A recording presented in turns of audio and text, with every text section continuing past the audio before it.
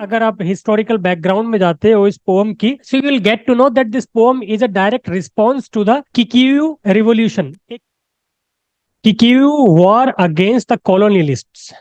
And then this war was not a direct war, it was a guerrilla war. Guerrilla war आपको समझ में आता अगर हो. So it is not a direct confrontation with the army. This war tactics includes the surprise attack, particularly against the civilians. यहाँ पे क्या किया, ये नेटिव केनिया की एक नेटिव ट्राइब है. This is a tribe of Kenya.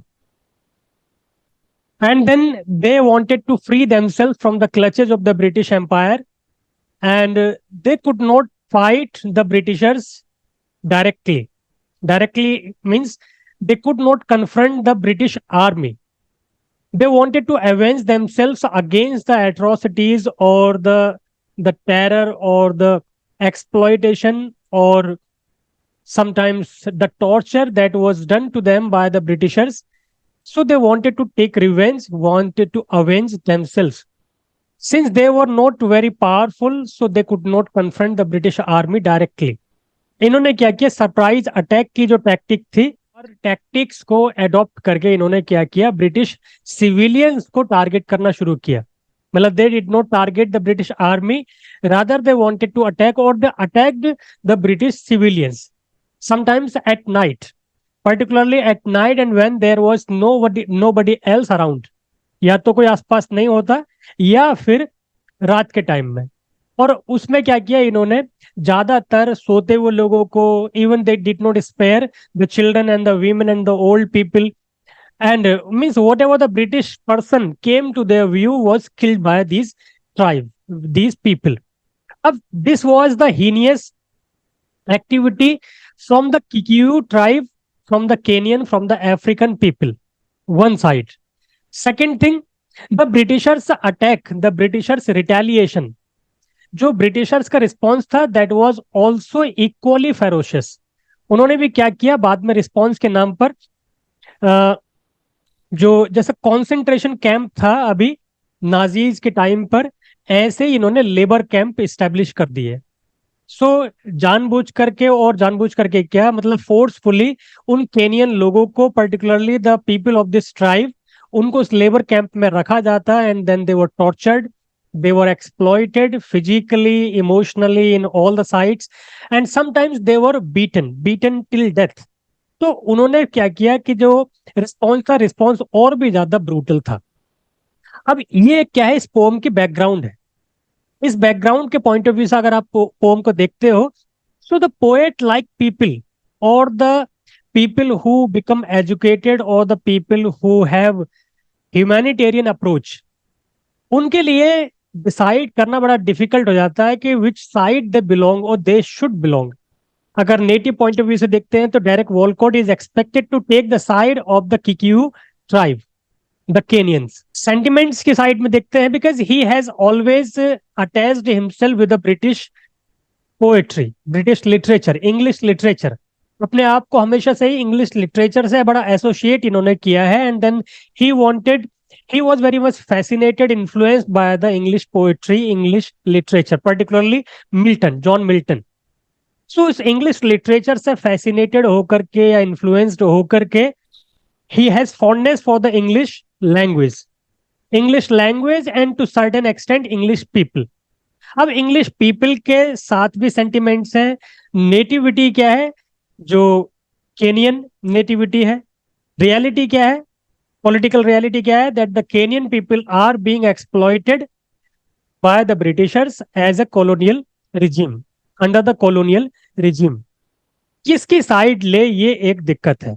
So this this cry refers to the voice, a voice of the split identity. Split identity किस form में, native African versus English fondness. Native African sentiments versus English fondness. People like Derek Walcott, or the people like this literature, or the writers, particularly the philosophers or the writers, or so-called scholars, scholarly people, graduate, university graduate, they take humanitarian approach. Generally education ने इनको इतना ह्यूमिल means इतना humane बना दिया होता है that they don't want to indulge in any kind of warfare, because they don't feel the solution of any problem through war. इनको actually ये पता होता है, एक्चुअली क्या है कि जो एजुकेटेड पीपल होते हैं उनको ये पता होता है कि war is not a solution of anything at all. It is only the political people who seek war, who wage war in order to restore peace. They have to simply make themselves powerful. They want to reclaim their power, or they want to reclaim their identity through warfare. History is evident that the people who have fought wars have been glorified, are being glorified, and means this is the only way they feel to restore monarchy or to establish monarchy. यही एक पता है, लड़ाई करो, जीतो और राज करो. This is the only way they know. But what about the people who think, who ponder, who reflect on the humanitarian ground? अब जो मानवता की बात करते हैं उनके लिए या उन लोगों के लिए क्या? तो ऐसे लोग क्या है कि they become the victim of split identity. They become victimised by dilemma. Derek Walcott faced a dilemma. Dilemma of what? Taking a side of the Britishers or taking the side of the African. He belongs to Africa. So, as a matter of fact, if he is capable of raising a voice against the torture and the exploitation of the Britishers against the Kenyan, so he is expected to raise his voice. He is expected to raise a voice. At least अपने आवाज तो उठा ही सकते हैं. जो पढ़े लिखे लोग हैं वो अपनी आवाज से लड़ाई लड़ सकते हैं, और जो नॉर्मल लोग हैं वो एक्चुअल वॉरफेयर में, फिजिकल वॉरफेयर में इंडल्ज हो सकते हैं. So as a matter of fact he is expected to take the side of the Africans and fight a war against the Britishers and get the country or Kenya or Africa free from the clutches of the British. एक उससे ये expectation है. दूसरा, what he really feels from his within.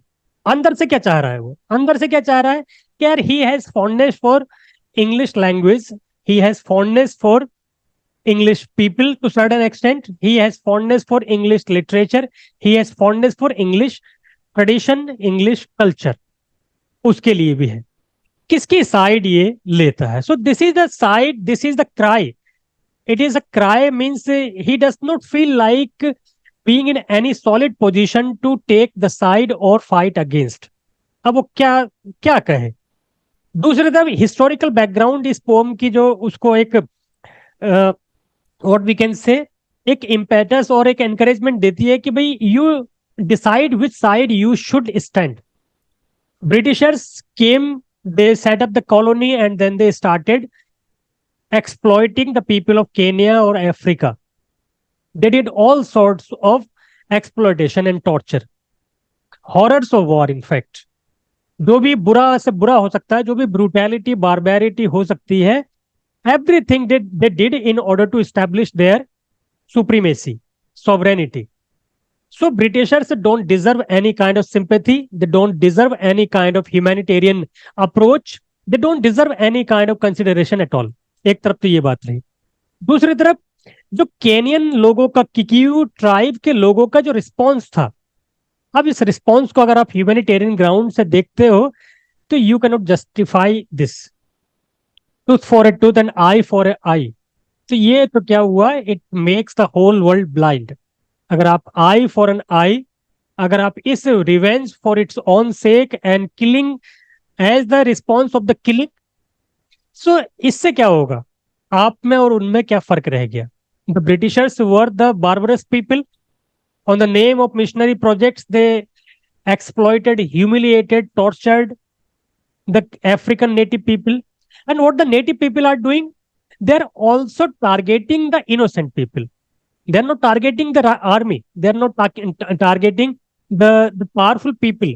They are targeting instead the people who are asleep, सोते हुए लोगों को, बूढ़े, बच्चे, औरतें, इन सबको टारगेट कर रहे हैं. Whenever they find any person or a child or an old person, they kill. It is not simply killing, barbarous killing, एक ब्रूटल किलिंग। तो आप इसको किस तरीके से जस्टिफाई करोगे? ये जो एक क्राई है वो अफ्रीका की क्राई यही है कि यार मैं अफ्रीकन लोगों का साथ दूं या ब्रिटिशर्स लोगों का साथ दूं या उनकी तरफ अपनी सिंपैथी एक्सप्रेस करूं, क्या मैं फील करूं? The pome is all about this. The cry is the cry of dilemma when he does not feel like being in any solid position to decide whether he should take his stand against the Britishers or with the Kikuyu tribe or this native African tribes. इन लोगों के साथ खड़ा रहे।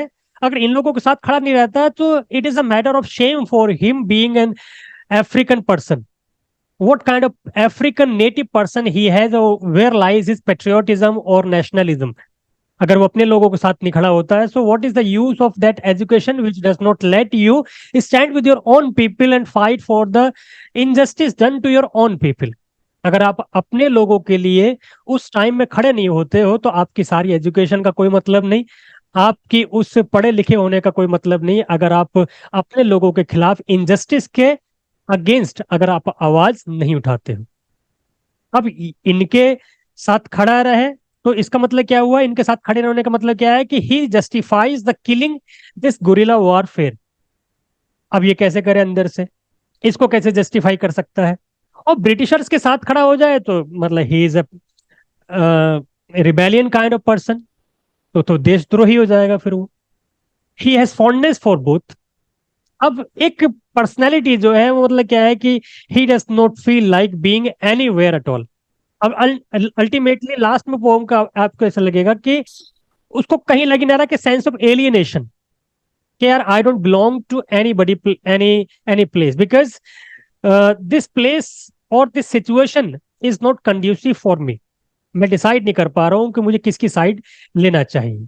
तो ये cry जो है, this cry refers to this, the voice of conscience, जो वो अंतरात्मा की आवाज होती है, वो जो ये कह रही है कि भाई एक साइड तो आपको अपने लोगों के साथ खड़े रहना चाहिए, जिसका मतलब होगा कि बारबैरिटी जो कर रहे हैं वो जस्टिफाइड है, वो ठीक है, टिट फॉर टैट। और एक तरफ क्या है कि अपने मन की आवाज सुननी चाहिए। मन की आवाज ये कहती है कि भाई you have fondness for English language, you have fondness for English tradition, you have always felt like associating yourself with English tradition, you have always identified yourself as a English poet, अपने आप को English poet, English writer की तरह इन्होंने identify किया है।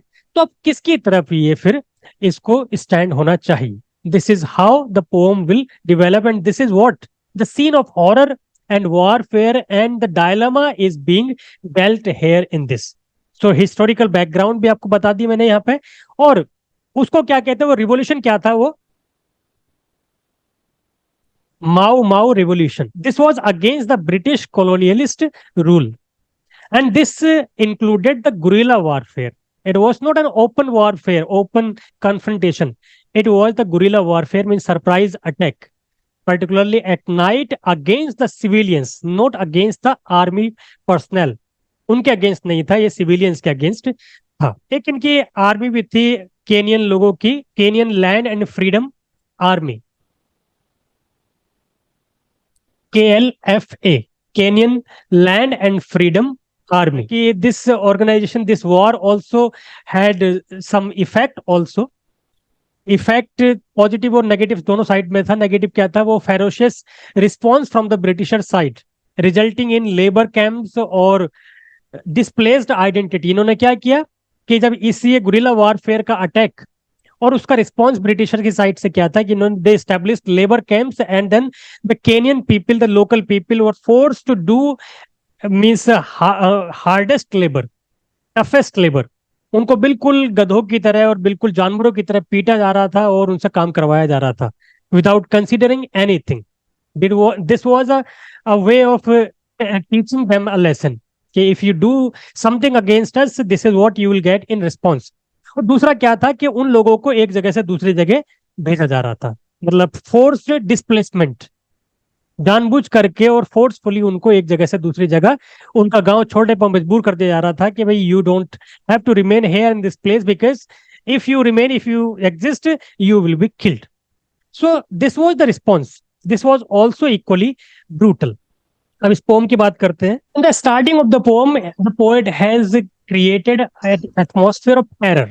एक बात यहां से क्लियर हो जाती है कि this is how the people और particularly educated people responded to the colonial regime when it was over. Post colonial literature ही ये होती है कि जब कॉलोनियल रिजीम खत्म हो जाता है, so in what way the people respond.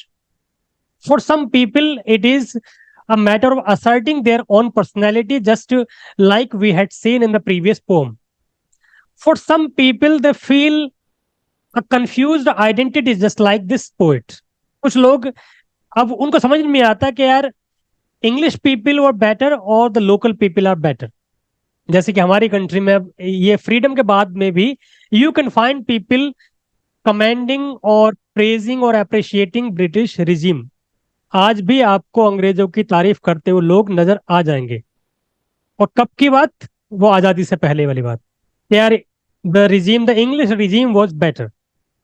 वो भी आपको आज भी मिल जाएंगे उस तरह के सेंटिमेंट्स. अब ये क्या है? इसी तरह की अगर रिस्पॉन्स को रिकॉर्ड किया जाए, मतलब in the form of a novel, short story और a poem, so this is what, this is post colonial literature. किसी भी तरीके से उस कॉलोनियल रिजीम के एक्सपीरियंसेस को अगर आप एक्सप्रेस करते हो, चाहे वो आप confused personality just like this poet, और a ferocious nationalist just like in Sri Lanka in the previous poem we had seen, or in some or other way you speak against the atrocities or the torture or the exploitation done to you in the time of colonial rule. So in any way you share your experiences or you weave a story out of that experience, this is post colonial literature. अगर layman language में post colonial literature को आप इस तरीके से define कर सकते हो.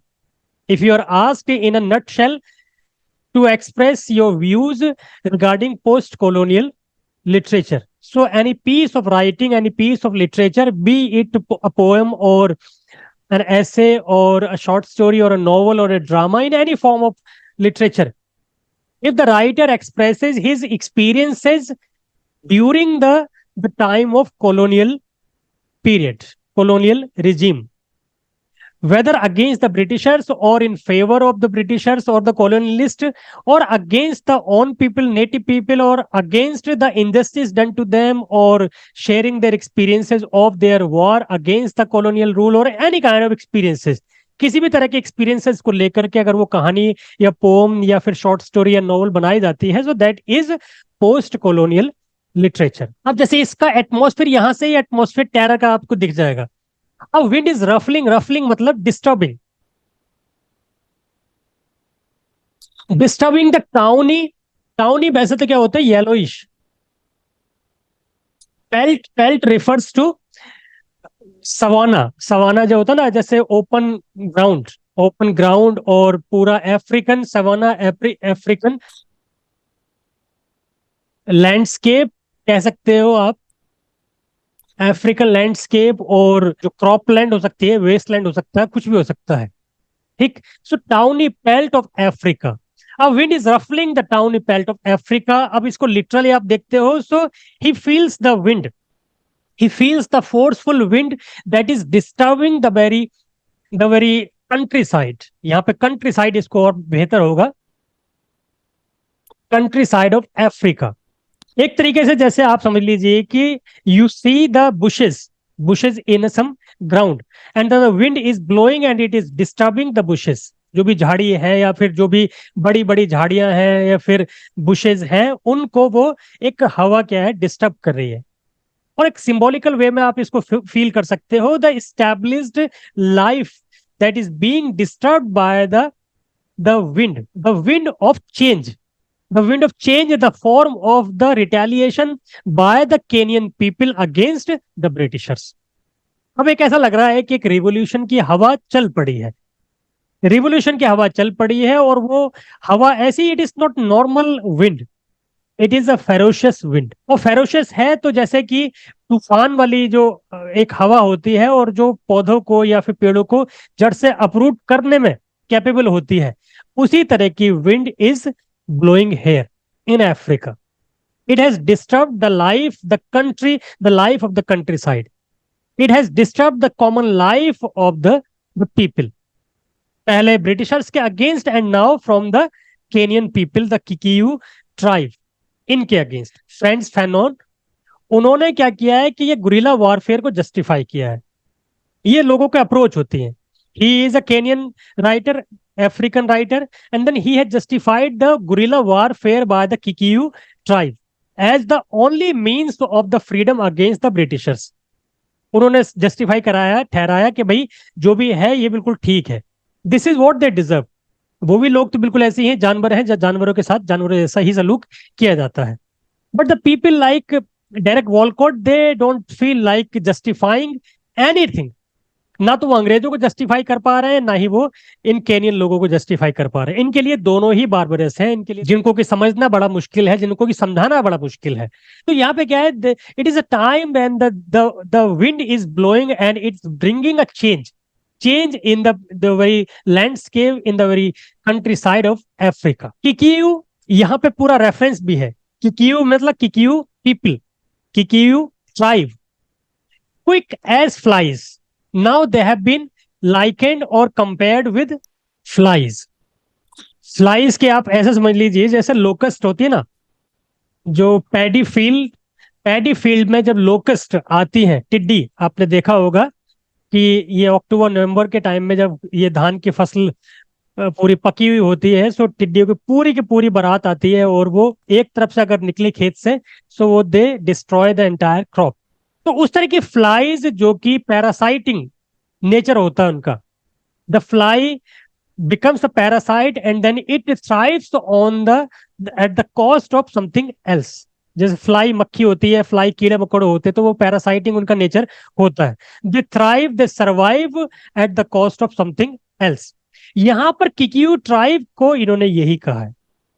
अगर आप नेशनलिस्ट पॉइंट ऑफ व्यू से देखोगे, so it is a bad thing on the part of Derek Walcott to call his own people as flies.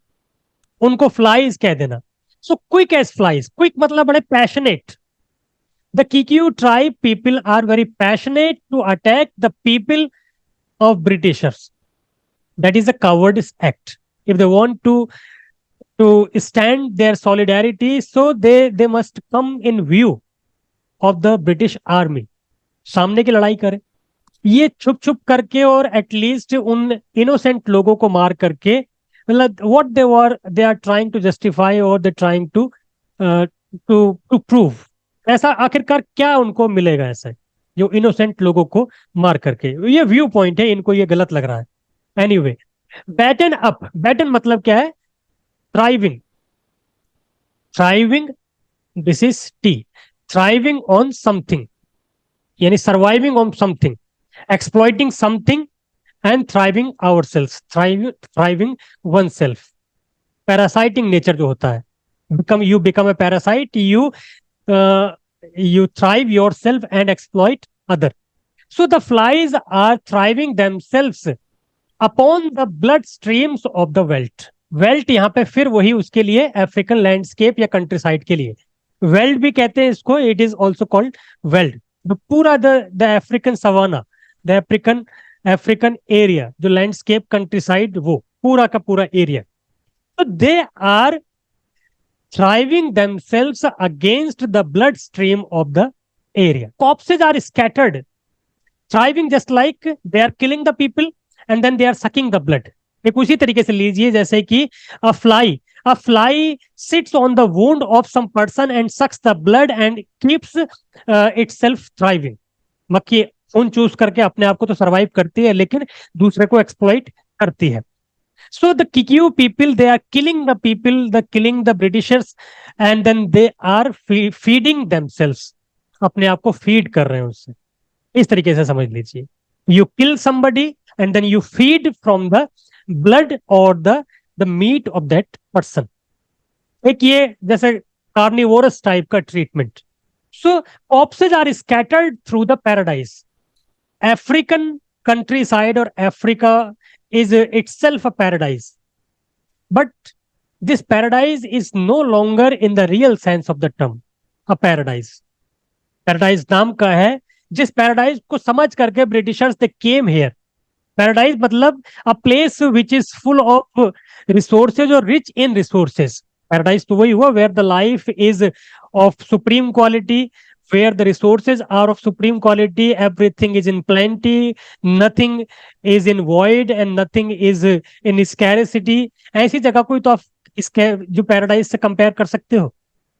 क्यों कॉलोनियल रूल वहां पे हुआ? Why the Britishers came here? They must have found that the place is very rich in minerals and resources and money and other things. That's why they came here. किसी बंजारी जगह पर या किसी एक वीरान जगह पर तो कॉलोनी बनाने के लिए आएंगे नहीं. हमारी कंट्री में भी आए वो इसलिए because they felt that we had many things. सोने की चिड़िया कहा जाता था. That's why they wanted to came here, come here and loot us. ऐसे ही जहां जहां पे वो गए उनको यही लगा था कि भाई there are possibilities of minting money.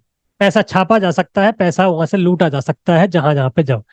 So once upon a time, the Africa was also full of resources in plenty, full of means wholesome minerals and wholesome resources. That's why they came here. But this paradise is no longer the paradise in the real sense of the term. What is there right now? The corpses. Corpse क्या होता है? Dead body. Dead bodies are scattered through a paradise. Everywhere you notice, you will be able to notice the corpses. चारों तरफ आपको क्या मिलेंगी? लाशें मिलेंगी. The Britishers are killing your people, you are killing their people. What is happening? You are killing each other. If you have killed everybody, so who will be surviving and who will survive to relish this freedom? अगर ये freedom मिल भी गई and the freedom is attained at the cost of no one, means at the cost of no survivor, what is the utility of that freedom? अगर उस freedom को enjoy करने के लिए कोई बचा ही ना हो तो फिर क्या मतलब है उसका? ये मतलब पढ़े लिखे लोग ऐसी तरह की बातें सोच सकते हैं, तो ये सोच रहे हैं वो. Only the worm colonel of carrion. Carrion क्या होता है? जो डेड बॉडी होती है, dead body that is left after being destroyed by the worms. जैसे कोई डेड बॉडी अगर उसको जो वल्चर्स खा ले या फिर जो भी पैरासाइट्स होते हैं वो खा ले, कीड़े खा ले, उसको जो बच जाता है the remains of that dead body after being consumed by the worms and vultures and all these parasites, वो जो रहता है वो क्या है? Carrion, carcass. वो अब क्या बन चुके हैं? The people who have been killed in this warfare, they are now the carrions. वो एक डेड बॉडी बन चुके हैं. And then out of that dead body, the dead body of one person from the British, वो क्या कह रहा है? ये मतलब it is personified only. A dead body से समथिंग. डेड बॉडी ऐसा समझ लीजिए कि उनमें से जो कर्नल होगा, वहां का जो कैप्टन होगा, वो कैप्टन कुछ कहना चाह रहा है. वो कहना क्या चाह रहा है? Waste no compassion on these separate dead. If you want to express your sympathy against or for these people who have lost their lives in this battle, it is waste of time. कोई फायदा नहीं है. Sympathy उन लोगों के लिए जिनको कि मार दिए गए हैं, जो मारे गए हैं. So it is no use trying to sympathize with these people. इन लोगों के लिए सिंपैथी का कोई मतलब है नहीं. They are not in any position to receive your sympathy. मर चुके हैं, उनको क्या है? If you want to do something, कहना क्या चाह रहा है? मतलब what he feels like implying by this statement कि if you want to feel like sympathy, so sympathy should be shown for the living people. जो लोग हैं, जिंदा हैं, उनके लिए सिंपैथी अगर दिखाई जाए तो सिंपैथी है. That is the real meaning of the sympathy. That is the real justification of that sympathy. Means if this warfare is stopped, if this barbarity or this what we can say brutality is stopped, so that would be the real sympathy. Otherwise it is a waste of your energy and your compassion. Compassion मतलब love और sympathy. Statistics justify and scholars seize मतलब take the advantage of. Take the advantage of the salients. Salients क्या होते हैं? Bulge और पोर्ट्रूटेड side. जैसे कि आपने मतलब you have spread your army, so you are hidden from the public view or the enemy view, but from some angle you are visible. तो अगर वो आपने एक लाइन ऐसे बनाई है और आप यहां से थोड़ा सा दिख रहे हो, so that particular point is called salient, bulge, जहां से आप दुश्मन की नजरों में आ सकते हो. Certain point where you are visible और you are exposed. So that sense means the prone area, the area that is prone to attack. यहां पे ऐसे ही समझ सकते हो, bulge that is prone to exposure. Expose हो सकता है, वो सेलिएंट होता, सेलिएंट एज ए नाउन. तो salient of colonial policy, colonial policy के जो लूप होल्स है उनको बेस बनाकर के certain scholars would try to weave their narratives. अब क्या होगा, इसी पूरी चीज को, एक कॉलोनियल पॉलिसी को बेस बना करके जो स्कॉलर्स होंगे अब वो नैरेटिव बनाना शुरू करेंगे. दो तरह के स्कॉलर्स होंगे, फॉर और अगेंस्ट. कुछ जो स्कॉलर्स होंगे वो जस्टिफाई करेंगे कॉलोनियल रिजीम को. एक राइटर है चिनुआ अचीबी, उन्होंने बड़ा फेमसली कहा कि when the Britishers came, the missionaries came, they had their Bible in their hands, we had our lands.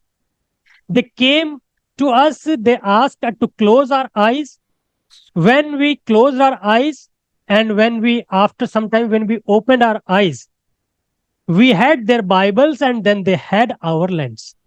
ये पूरा कॉलोनियल सिस्टम एक सेंटेंस में उन्होंने एक्सप्रेस कर दिया कि जब ब्रिटिशर्स आए थे तो वो बाइबल लेके आए थे, हमारे पास हमारी कल्चर थी, हमारी जमीन थी, सब कुछ था. आए, उन्होंने कहा आंखें बंद करो, हमने आंखें बंद कर ली. जब आंखें खोली पता चला कि उनके हाथ में हमारी सारी जमीन और कल्चर थी, हमारे हाथ में उनकी क्या थी, Bible. This was how through the pretext of missionary project the colonial regime was spread. जो वो एक्सपेंशन मिशन था वो उसको इसी तरीके से स्प्रेड किया गया था. इसलिए कि भाई तुम्हें हम क्या बनाएंगे, you are barbarous, you are uneducated, you are uncivilised, you are unpolished, we will make you civilised, will educate you, will give you money, will assist you monetary, from the monetary point of view, और आपकी हर तरीके से आपको लायक बनाएंगे. उसके लिए क्या करना पड़ेगा, आपको हमारी कल्चर अडॉप्ट करनी पड़ेगी, आप हमारी लैंग्वेज अडॉप्ट करनी पड़ेगी, और हम आपको पूरा एक शानदार बना के छोड़ेंगे. ये एक प्रीटेक्स्ट था. This is how the expansion mission was flourished. अब एक नैरेटिव ये होती है कि भाई ब्रिटिशर्स का जो काम है वो बड़ा डिफिकल्ट काम है, कि जहां जहां पे बार्बरस लोग हैं या जो वो ट्राइबल पीपल हैं, जहां की कोई लैंग्वेज नहीं है, जहां की कोई कल्चर नहीं है, कोई आइडेंटिटी नहीं है, कोई सिविलाइजेशन नहीं है, वहां पे सिविलाइज बनाने का काम डिफिकल्ट उन्होंने अपने जिम्मे दे रखा है. So this is how they justify the colonial regime. दूसरी तरह की नैरेटिव क्या होगी कि भाई Britishers deserve this kind of brutality because they are brutal themselves.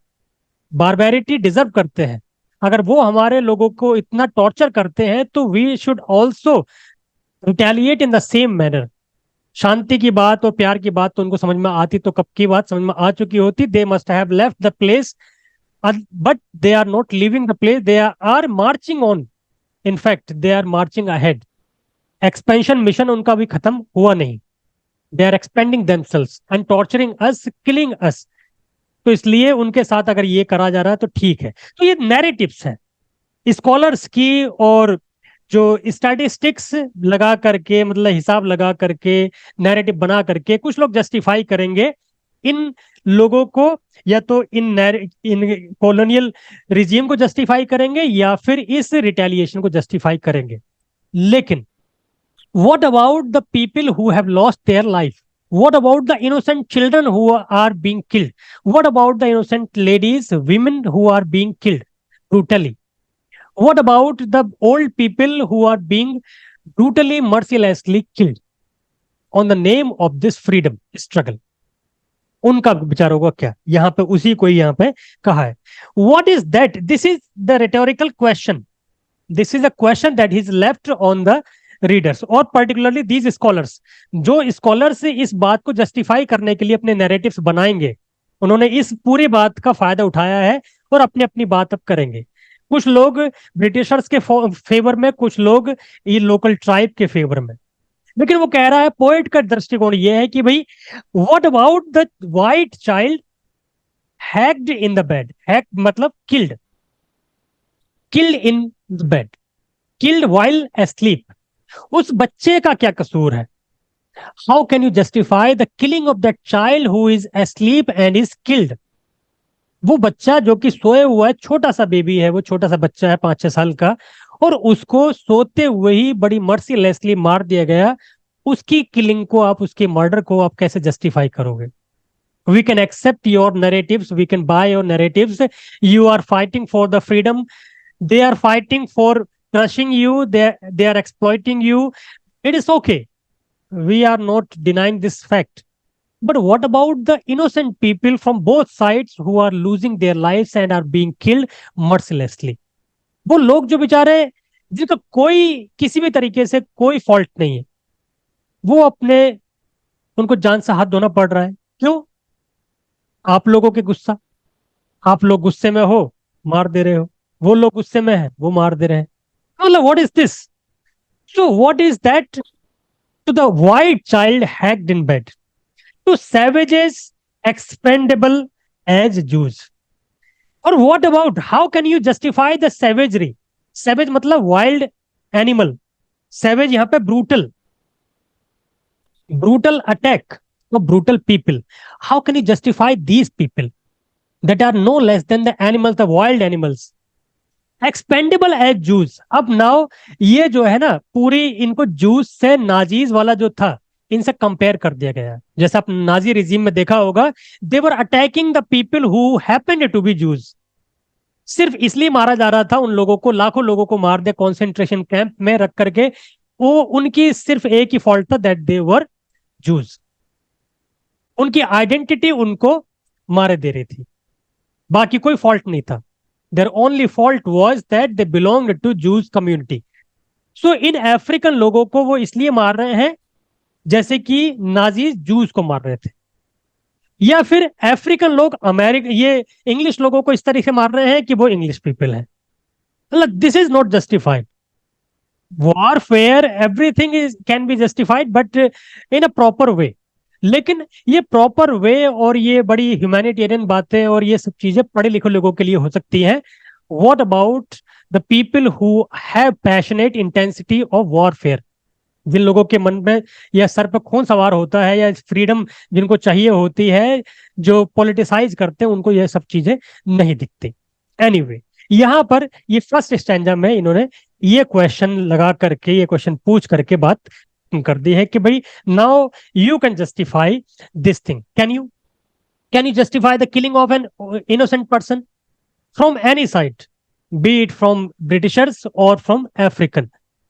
How can you justify the killing of a child? How can you justify the killing of a woman?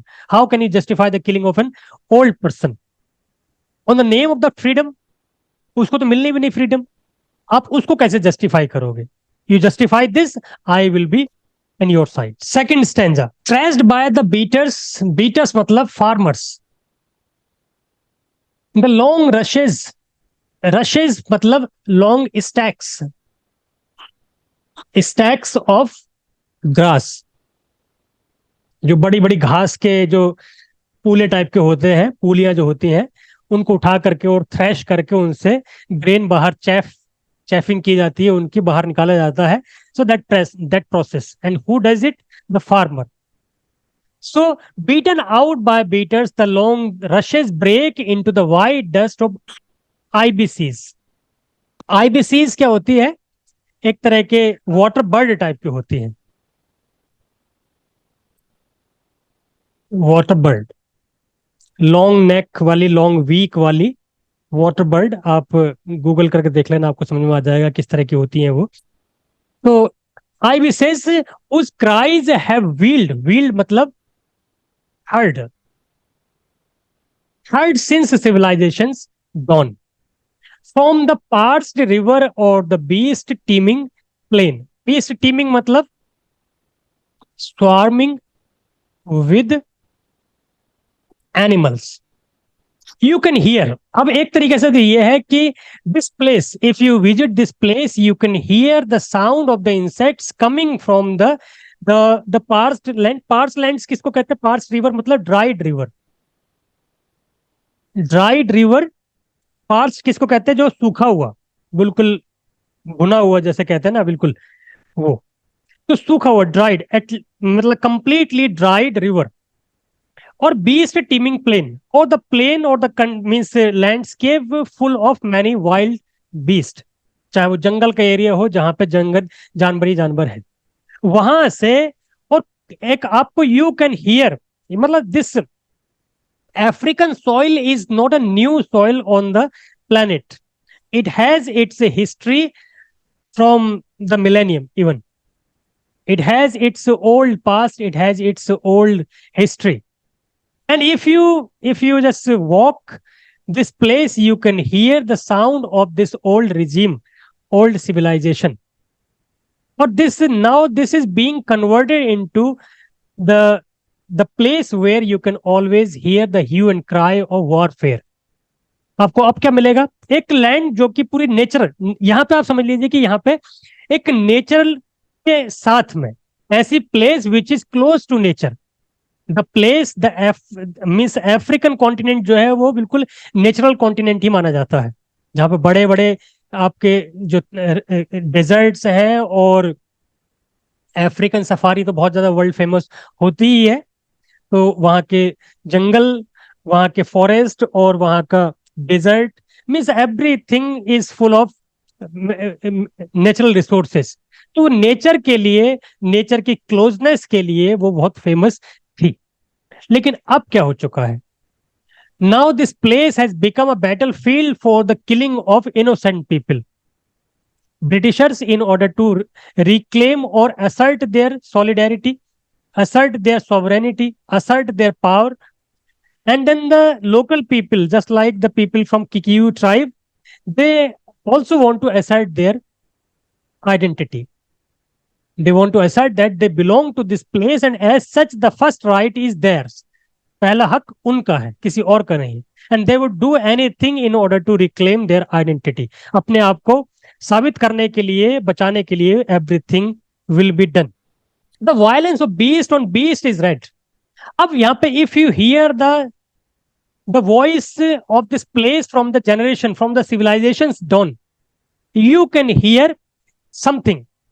Nature, the voice of nature can be heard. ठीक, just like the voice of IBCs. IBCs की आवाज जो कि civilisation से पहले यहाँ पे आती हुई है। इसी तरीके से वो जो थ्रैशिंग ऑफ ग्रास, उसकी आवाज भी आपको बहुत पहले से आपको दिखाई देगी। मतलब ये इसका कॉन्टेक्स्ट यहाँ पे क्या है कि you can find the voice of nature from the very beginning, and this place is known for the voice of nature. अब क्या हो रहा है यहाँ पे? अब सीन चेंज हो चुका है। एक बात समझिए यहाँ पे, the violence of beast on beast is read as natural law. अब दोगलापन देखिए आप ह्यूमन बींग्स का, अपने फायदे के अकॉर्डिंग बनाई हुई narratives. Beast, violence of beast on beast, एक जानवर का जानवर को मार रहा है तो हमने क्या कह दिया उसको? This is a natural law, survival of the fittest.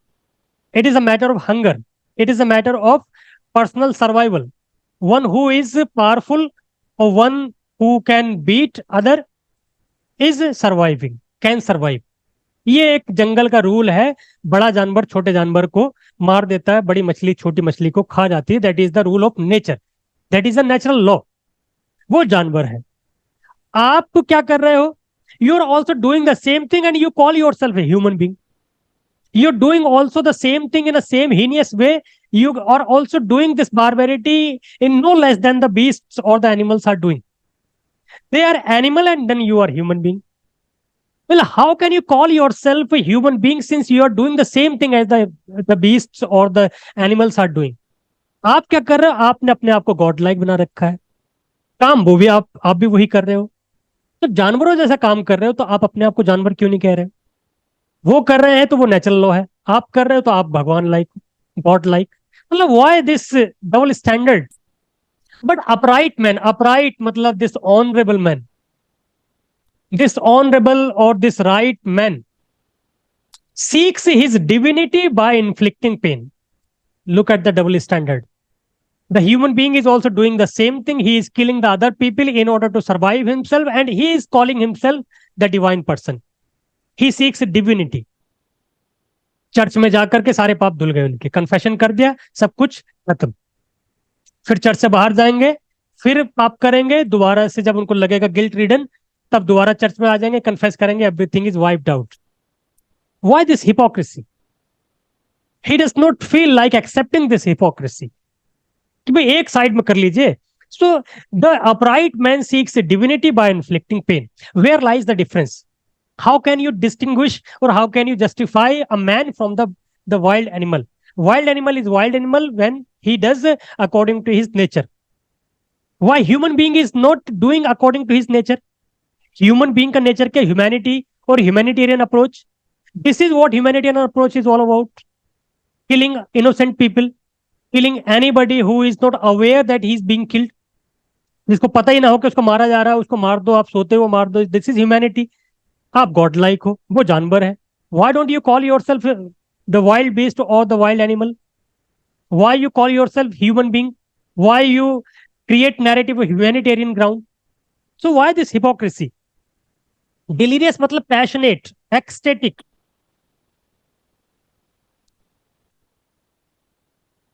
Passionate as these worried beasts, you human beings are also very passionate or transported out of oneself or ecstatic, बिल्कुल जोश में भरे हुए, जैसे कि ये जानवर होते. जानवरों का मतलब, लेकिन जोश में इसलिए भरे हुए होते because they have to kill other animal in order to survive. For them it is sheer a matter of survival, nothing else. No pleasure, no asserting sovereignty. एक लायन को ऐसा नहीं कि he knows that he is a king of the jungle and he will kill other animals because he is the king of the jungle. उसको पता नहीं, उसको जब भूख लगती है तभी वो बाहर निकलता है मारने के लिए. He's a powerful. We have accepted him as a king of the forest, king of the jungle. He does not know. उस किंग को नहीं पता, उस सो कॉल्ड लायन को नहीं पता कि वो राजा है, सब बाकी सारे लोग प्यादे टाइप के हैं. वो बाहर तभी निकलता है जब उसको भूख लगती है. This is what they know. What you are doing, what human being you are doing. आप किलिंग तब करते हो जब आपका मन करता है, not because, not when you really need it. आपको मन कर रहा है मारने का, अब मारे जा रहे हैं बस. अब और दोबारा फिर मार करके अपने आप को क्या कहोगे? डिवाइन बीइंग कहोगे. What is this? This is hypocrisy. Worried beast his words dance to the tightened carcass of the drum. ऐसा लग रहा है कि you are dancing to the tune of the warfare. एक वो वॉरफेयर, एक बारबेरिटी का वो ट्यून बज रही है and then you are dancing. You are completely ecstatic. जैसे डांस करते हुए you don't realize where are you and what are you doing, whether you are colliding with somebody or not. You are completely enjoying yourself and then you are dancing at the unawareness of whatever is happening around you. यहाँ पे उसी तरह के passionate होकर के लोग आपस में एक दूसरे को मारे चले जा रहे हैं. While he calls courage still that native dread of the white peace contracted by the fear. दूसरी साइड में किकियू ट्राइब के लोगों को आप देखो, he is also doing the same thing. He is also gathering courage, but at the same time he has a fear of being retaliated, fear of being crushed, fear of being defeated by the Britishers people also. The Britishers लोग जब मारेंगे, और Britishers किस तरीके से मारेंगे? They would call it a peaceful activity. They are also hypocrite. वो अपने आप को क्या करेंगे? भाई we are means whatever we are doing is being done in order to restore peace. Peace को रिस्टोर करने के लिए, हम शांति व्यवस्था करने के लिए ये सब कर रहे हैं. This is the biggest irony of the world that we wage a war against somebody. We commit any sort of brutal activity in order to restore peace. कत्लेआम करके हम शांति व्यवस्था कायम करने की सोचते हैं. इस सोच से हम लड़ाइयां लड़ते हैं. तो अब ये क्या है? फिर लास्ट स्टैंजा देखिए. Again brutish necessity wipes its hand upon the napkin of dirty cause. The cause is very dirty from both side, from the Britishers and from the native. The cause is dirty completely. It is a dirty napkin. You are wiping your act. जैसे आप कत्ल करके आए हो suppose करिए, और you are wiping your hands by the dirty hand. आप अपने हाथ साफ कर रहे हो किससे? एक गंदे हैंकी से. What you are doing? Can you justify your act? आप अपने आप को ह्यूमैनिटेरियन कहोगे. So again this brutish necessity, this need is very barbarous. Need खुद अपने आप में वो बार्बरस है, ब्रूटिश है. Wipes its a hand upon the, यहाँ पे पर्सोनिफाई कर दिया गया, पर्सोनिफिकेशन भी है यहाँ पे. Wife sits hands upon the napkin of the dirty cause, again the waste of our compassion. And then what if we are feeling sympathy? So this sympathy is simply wastage of energy, waste of our time and energy. ये हम कुछ नहीं कर रहे, we are wasting our time. Sympathy किसके लिए? Britishers के लिए, अपने लोगों के लिए. अपने लोगों को किस तरीके से जस्टिफाई करेंगे? When they mercilessly kill the innocent people. British लोगों को किस तरह से जस्टिफाई करेंगे? They are also doing the same thing. किस तरीके से किसको जस्टिफाई करेंगे? मतलब मैं तो यही समझने की कोशिश नहीं कर पा रहा हूँ. एज विद स्पेन, जो स्पेनिश वॉर जो हुआ था, वहां पे भी यही हुआ. स्पेनिश वॉर, नाजीज वॉर, यहाँ पे सब हिस्टोरिकल रेफरेंसेस भी हैं, एलिजन्स भी है. Guerrilla wrestles with the super human. ये इस लड़ाई को उन्होंने कैसा किया है? गुरिल्ला, जैसे कि गुरिल्ला वॉरफेयर का यहाँ पे रेफरेंस ही है. गुरिल्ला वॉरफेयर जो जो सरप्राइज अटैक है वो. और सुपरमैन, सुपरमैन कौन है यहाँ पे? British.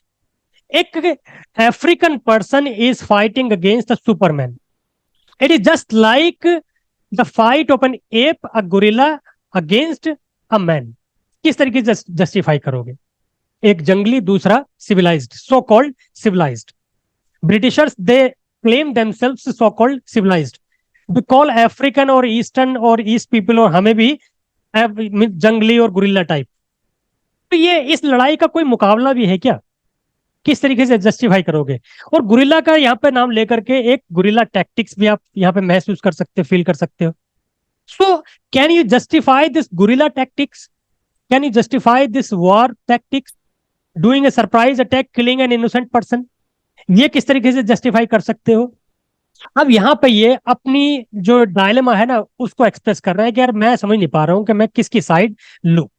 Actually, I who am poisoned with the blood of both. I have sentiments for both the people. I have sentiments for the British. I have sentiments for the native African. I like to stand against the Britishers. I like to stand with my own people.